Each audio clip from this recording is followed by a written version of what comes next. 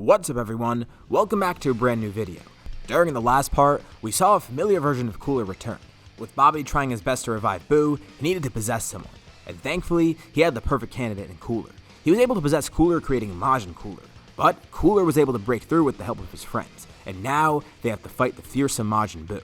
How will the team fare against him? For this video, let's set a like goal of 3,500 likes. Once we hit that, I'll continue with another part of the series. Anyways, let's pick up from here.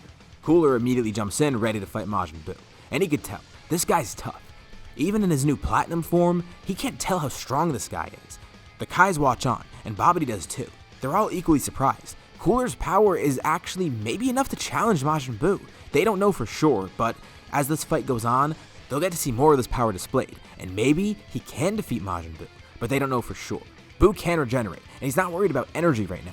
And at first, it seems that Cooler might actually have an upper hand. But something becomes apparent very quickly. Cooler is a bit injured right now. He was just in a big fight, and that wouldn't be an issue if he weren't out of energy. And that's the thing, he's lost a lot of energy here. Besides that fight that he just took part in, he's also in this brand new form that he's never used before, and it seems to be incredibly draining for him. He has no idea of how to get control of it. Even though the power is insane, it seems like it's a little too much even for him. They need time. He needs to be healed up, and he needs to get some more energy. He needs to figure out a way around this, and he's definitely not going to do that in the course of one battle. That's going to take a while. They need a temporary solution here, something that'll help them get ahead of Buu. The team tells Cooler he could rest. They'll take it on from here. Maybe they could hold off Buu just for a little bit. Kibito could heal Cooler, and maybe then he could try and use some of his power. So, that's what they do. Everyone else jumps in to fight Buu, and together, they're actually enough to hold him off, maybe even overpower him a bit, but still, this is all of them collectively. It's not like one of them is going up against him. It's not a concentrated amount of power, and Buu can regenerate. They're also a bit tired out from their fight, and a little bit injured too. Buu doesn't have that disadvantage. He can keep healing, and he can keep fighting no matter what. This is definitely going to be the most fearsome opponent yet, and they can see why Cooler was so terrified of him being revived. Cooler knew that Buu would be powerful, but he didn't know he'd be like this. He apologizes again to Kibito and Shin, but no one's mad at Cooler. It wasn't his fault. He didn't intentionally get possessed. That was out of his hands. So, Kibito heals him, and even though he can't heal him fully, it should be enough. It heals his injuries and it restores a little bit of Cooler's energy. Cooler's ready to give this another shot. He knows that if he powers up into this form again, his energy is going to drain really quickly, so he wants to make his attacks count. He needs to hit Buu with a powerful barrage of attacks in the least amount of time possible. Before all his energy runs out, he needs to at least use it to try and defeat Buu. Cooler jumps back into the fight, and the group's glad to see him back. Buu's actually having a lot of fun with this too. He's laughing and having a lot of fun, and it's making Babidi mad. He should be taking this seriously. He actually is facing some fierce competition right here. With all these Saiyans together, combined with Piccolo and Cooler, he's actually concerned. Even with Buu revived, he can't believe it. Before he was trying to act confident. Once Cooler transformed, he was trying to pretend like it was nothing. But it seems like this actually might be a big deal. He commands Buu, kill them now, stop fooling around. So, Buu starts to use his full power. And it's not just his full strength that's a big deal. He's also intimidating in terms of his magical ability. They gotta be sure to avoid his candy beams, or else they'll be eaten by him. Cooler begins delivering a barrage of powerful attacks, and he is actually doing a lot of damage to Buu, but it's still not enough. Whenever he attacks, he can't destroy every little bit of him. And it's pretty strange. Whenever Cooler attacks too, it's like he's shifting in and out of platinum. The power of this form is great, but he can't control it at all. He can't even remain in it. The group watches as Cooler is rapidly flashing. He goes between his regular final form and this platinum one. It's like he's in between it right now. It's kinda odd. They tell him they'll back him up, and some of them even begin lending power to Cooler. First, it starts with Gohan. He knows he could trust Cooler with his power. And it's not like Gohan isn't confident in his own strength, but he thinks that his energy will be better in Cooler's hands. Piccolo agrees, lending some of his too.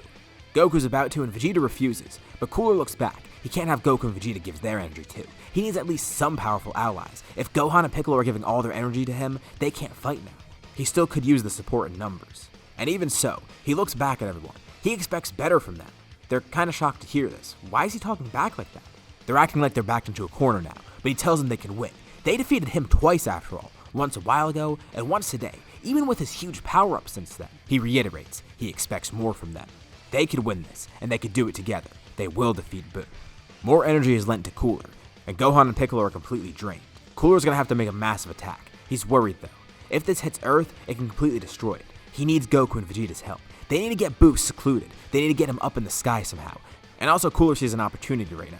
Quicker than Babidi can even react, he lifts up a single finger, launching a death beam right through his chest. Now Buu is on his own, not being controlled by Babidi, and it seems like he can't really think for himself. He knows Buu doesn't really seem like the most competent fighter, so they could take advantage of that. Without Babidi there, they'll be able to trick him. Goku and Vegeta nod at each other. They tell Cooler they'll try their best. They begin attacking Buu together, just trying to hold him off, getting him far up into the sky. Cooler begins charging energy, going back into Platinum, trying to use as much power as he can. The strain on his body's insane. He's never felt something like this before. The power's great, but it hurts him. And he's even getting tired out from it. But still, even with all those downsides, he knows this will work. He begins charging one of his signature attacks, a supernova. But this one, it's different. It's bigger than normal, and it's not the normal orange color that they usually see. It's an ominous bluish purple. Gohan and Piccolo watch on with amazement, as do the Kais. He's only just begun to charge it up, and the power in it is insane. They can see why he's worried about destroying Earth. Before the power leaves his body, he's gonna lend it all to this one attack. As long as it hits Buu, they should be good. This will kill him. Supernova isn't even a fitting name anymore. That's way too small in comparison to what Cooler's actually using right now. Cooler's a simple man, and he wants a cool name. He'll call this a hypernova. An upgraded version of that same attack with all of his power from his platinum form within it. And just to make it easier to maneuver, he begins shrinking it down too. The power gets concentrated more and more. He's straining, but it's working. He turns to Gohan and Piccolo. Get Goku and Vegeta out of the way now. They fly up, giving a signal to Goku and Vegeta. Everyone backs off from Buu. He's standing there midair, and notices that there's a bright light illuminating everyone in front of him. He turns around and sees. Cooler's attack has been launched right towards him. Buu's caught by surprise, but instinctively, he does something to try and counter it. He launches a candy beam at him. Wait, what? Can he do that? Can he actually turn this attack into candy? And it seems so. Cooler looks on in disbelief. His attack, somehow, he turned that key into candy. The candy hypernova flies over to Buu. It turns into a giant chocolate ball, and he eats it in one big bite. He laughs. That was their last attempt to try and defeat him. Kind of boring, but hey, he's glad that he at least got some nice candy out of it. He then turns back to Cooler. Cooler doesn't even know what to think. That was all of his power. They have no other hope now. They need to get out of here somehow. Maybe they can think of another plan. Buu begins launching towards him, but something weird happens. Buu's face begins turning weird. First he was smiling, but he looks confused now. He looks down at his stomach. There's a single beam of light coming out of it, and then another, and another. More beams of light come out of Buu, and he screams. He begins disintegrating, but then Cooler sees what happened. Even though he turned it into candy, the attack is still there with all of its power, and it exploded within him. He shrunk it down to such a small size that it actually made it more devastating. It's like he compressed it all into a singularity of sorts. It's delayed, but Buu is going to feel the full effect of the hypernova, and then some. This is going to be a problem. Cooler quickly launches a beam at Buu, trying to push him back. He tells everyone, get down here now. He looks back at the Kais too. Create a shield or something. They need to protect Earth. Now this attack is going to be out of control, especially because it's also dependent on what Buu does. He tells everyone to stand behind him. He'll try and take the brunt of the blast. Shin and Kibito begin creating barriers. This won't hold it back completely, but Cooler plans to use this as a barricade. They can use this to protect themselves and the planet, as well as probably pushing the attack back. It's a long shot, but maybe it'll work. Buu's not even a concern anymore. Cooler sees that he's clearly being erased and killed. He tells everyone, launch a beam now. They begin pushing the barricades created by Shin and Kibito. This gives extra power to the blasts as they're launched up towards the explosion. The entire planet is shaking. The power from this attack is devastating. Around where all these fighters are, things are being scorched completely by the attack alone. They're trying to push it back, but the attack's getting more and more powerful as it expands out. Buu is completely erased, and then it seems like it's complete silence. But left in his absence, they see the hypernova there. It then explodes, giving off its full power. The group pushes one last time with their beams. They're basically acting as a shield for Earth right now. Cooler's losing energy, but he shouts, forcing more power out of himself. With one last push, they launch the hypernova out into space. The entire galaxy is illuminated by this attack, and it lingers for a few seconds, even a few minutes, and then it fully dissipates. They can't sense Buu anymore too. They can't believe it. They did it. Even though it seemed hopeless at some point, they actually were able to accomplish this. They killed Buu. Cooler's on the ground, gasping for air. But otherwise, he's relatively okay. He looks up at everyone else, now back into his regular form and giving a weak thumbs up. Buu has been defeated, and Earth has been saved.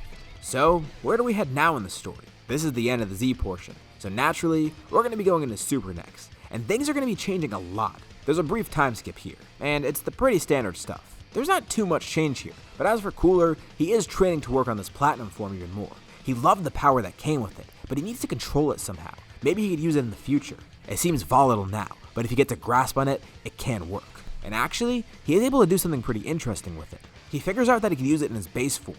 So now he has two separate versions of Platinum. When he uses it in his base form, obviously there's a lot less power, but it's a lot easier to control, and there's not really that much stamina drain at some point. He just refers to this as Platinum, but he doesn't plan on using this long term. Really what he's looking towards is his true Platinum form. This is when he goes Platinum in his final form, the form that he used against Buu. Of course he still needs to work on controlling it, But once he actually gets that perfect control, his true platinum form will be unlocked. And it's good timing too, because after this time skip, Beerus eventually does awaken, heading to Earth looking for the Super Saiyan God. Cooler is terrified to hear of this. Great, first Buu and now Beerus? They're not going to be able to defeat him. I mean, Buu was one thing, but Beerus? That's a god of destruction. That's a whole different level than Buu. Beerus makes Buu look like a bug in comparison. He is flipping out. He's met Beerus indirectly through Frieza, and of course he's heard about him through King Cold. Vegeta's also flipping out too. He knows the same exact thing. It's actually kind of funny. The two are acting the exact same here, and it's one of the few times that everyone sees Cooler and Vegeta concerned. They're going out of their way to please Beerus, and it's almost like the two of them are best friends right now. And even though Beerus does enjoy the festivities on Earth, he came here for a fight. He was looking for a Super Saiyan God, and they have no idea what that is. But hey, maybe they could still fight him. He can at least get a taste of their power and see if he likes it. And for the most part, the fights are pretty much nothing to him. He defeats everyone so easily that it's not even worth the effort really, except Cooler. Cooler eventually ends up fighting him, and Beerus is pretty amused. It's weird seeing the brother of Frieza here, also still alive while Frieza and King Cold are dead. He knows Frieza was a pretty tough guy. Well, not in comparison to him. But in terms of his demeanor, and he still was strong, he was considered one of the strongest in the universe at one point. He wonders if Frieza's brother lives up to that same expectation. And Cooler tells Beerus, he can't be compared to Frieza. He's lived a completely different life. And in terms of strength, well, he might as well show Beerus for himself. First he goes into his final form, and then he turns platinum, showing off his true platinum form. He doesn't have full control yet, but he's almost there. He's on the cusp of it. He tells Beerus, even though it might be a bit premature to call it his true platinum form, this is what it is. And this is full power right now. After all the time in the time skip, and with Cooler getting better control in this form, there's actually a huge change here. He's not just ahead of the Saiyans like he was before. There is a significant gap. Of course, it still isn't enough to defeat Beerus, but Beerus is actually impressed. He never would have expected to see this type of power from a mortal of all people, and he is pretty pleased with the fight. He sees potential within Cooler, but still he is curious. He wants to see a Super Saiyan God, and eventually, all that stuff with Shenron happens. They summon him, the ritual is done, and Goku becomes a Super Saiyan God and fights Beerus. But that's not actually the main focus here. Beerus is pleased that he found the Super Saiyan God, and this guy might be his rival. He's even stronger than what Cooler was at, and he has God Ki after all. But he keeps Cooler in mind, and Cooler also keeps Beerus in mind. During their battle, Beerus did mention something. He's going to find a new god of destruction eventually. And it's like Beerus said before, he knows that Frieza had a pretty tough demeanor.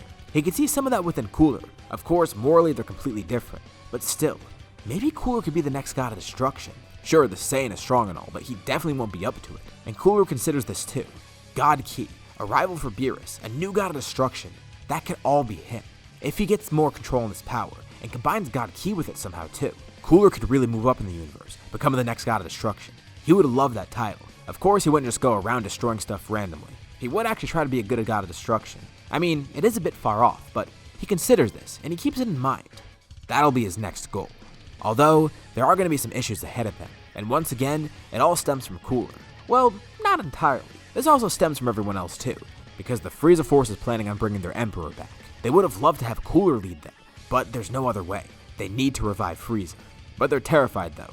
They don't know how to break the news to him that his brother has turned good and is now living with the Saiyans. He seems to be very friendly with them. As the Frieza Force goes to Earth and summons Shenron, this is where we'll leave off for now. So, what did you guys think about this part, and what do you think is going to happen next time? Leave your thoughts and suggestions in the comments below. I'll be sure to check them out to see what you guys think. As always, if you liked the video, be sure to drop a like, and let's try to hit that like goal from the beginning of the video so we can get another part of this series. If you haven't already, why not subscribe, as well as hitting the bell icon to be notified about any future uploads on my channel, including more parts of this series. Anyways, thank you all for watching, and I'll see you all in my next video.